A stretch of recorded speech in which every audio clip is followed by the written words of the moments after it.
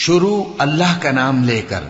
جو بڑا مہربان نہایت رحم والا ہے۔ وہ ذات بہت ہی بابرکت ہے جس نے اپنے بندے پر قرآن نازل فرمایا تاکہ اہل عالم کو خبردار کرے۔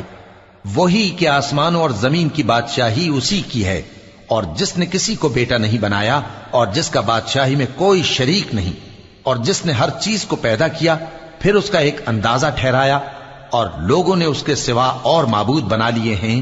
جو کوئی چیز بھی پیدا نہیں کر سکتے اور خود پیدا کیے گئے ہیں، اور نہ اپنے لیے نقصان کا اور نہ نفع کا کچھ اختیار رکھتے ہیں، اور نہ مرنا ان کے اختیار میں ہے اور نہ جینا اور نہ مر کر اٹھ کھڑے ہونا۔ اور کافر کہتے ہیں کہ یہ قرآن من گھڑت باتیں ہیں جو اس مدعی رسالت نے بنا لی ہیں، اور کچھ دوسرے لوگوں نے اس میں اس کی مدد کی ہے۔